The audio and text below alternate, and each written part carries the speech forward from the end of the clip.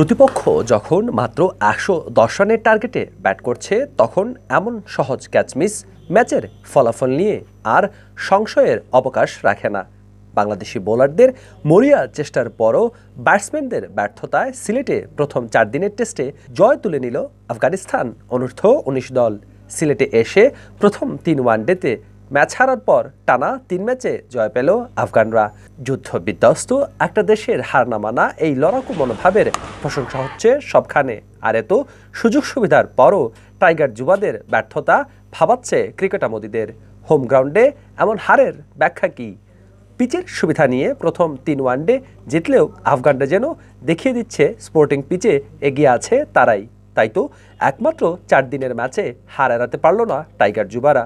তৃতীয় দিন শেষে ম্যাচে ফেরার ইঙ্গিত দিলেও বাংলাদেশ অনূর্ধ্ব-১৯ দল শনিবারে স্কোরবোর্ডে যোগ করতে পেরেছে মাত্র ৫৮ রান। ২২৮ রানেই শেষ হয়েছে টাইগার যুবাদের দ্বিতীয় ইনিংস। ১১০ রানের জবাবে ব্যাট করতে নেমে বিলাল সাঈদীর অর্ধশতকে ৩ উইকেটের জয় পেয়েছে সফরকারীরা। তৃতীয় দিনে আফগানিস্তান অনূর্ধ্ব-১৯ দল যখন প্রথম ইনিংস শেষ করে তখন তাদের নামের পাশে ২৮১ রান, লিড ১১৯ রানের। ১১৯ রানে পিছিয়ে থেকে ব্যাট করতে নেমে শুরুতেই ইফতেখার ইফতির উইকেট হারালেও খালিদ হাসানের সাথে ৫৭ রানের জুটি গড়ে প্রতিরোধ গড়ে তোলেন বাংলাদেশের প্রান্তিক নওরোজ নাবিল। ২০ রান করে খালিদ ফিরে গেলেও নাবিল খেলতে থাকেন এক প্রান্ত আগলে রেখে। অর্ধশতক তুলে নিয়ে ব্যক্তিগত ৭৬ রানে প্যাভিলিয়নে ফিরে যাওয়ার আগে অধিনায়ক আইচমুল্লাহকে নিয়ে স্কোরবোর্ডে যোগ করেছেন ৯১ রান। তৃতীয় দিন শেষে ৪০ রানে অপরাজিত ছিলেন অধিনায়ক। চতুর্থ দিনের শুরুতেই কোনো রান না করেই ড্রেসিং রুমের পথে আইচের আউটের সাথে সাথেই বাংলাদেশ দলের আশার প্রদীপ ততক্ষণে শুরু করেছে নিভতে। শেষ মুহূর্তে মেহরাব হোসেনের ৩০ এবং তাহজিবুল ইসলামের ২০ রান শুধু লক্ষ্যটাকেই বড় করেছে। ২২৮ রানেই শেষ হয়েছে টাইগারদের দ্বিতীয় ইনিংস। ১১০ রানের টার্গেট পায় আফগানরা।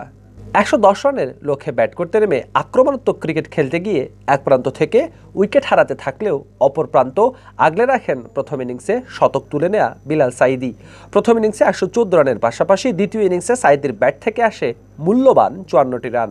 জয়ের জন্য যখন ২ রান প্রয়োজন তখন অনিয়মিত বোলার প্রান্তিক নওরোজ নাবিলের বলে উইকেট কিপারের গ্লাসবন্দি হয়ে সাজঘরে ফিরেন। যদিও নিজের আউটটাকে মেনে নিতে পারেননি বিলাল সাঈদী। পিচের উপরেই দাঁড়িয়েছিলেন কয়েক মুহূর্ত। দুর্দান্ত ফিল্ডিং করলেও আফগানিস্তানের জয়টাকে রুখতে পারেনি টাইগাররা। ৭ উইকেটে হারিয়েই সফরকারীরা পৌঁছে গেছে জয়ের বন্দরে। ২টি করে উইকেট নিয়েছেন আইচমুল্লাহ, মুশফিক হাসান এবং রিপন মণ্ডল।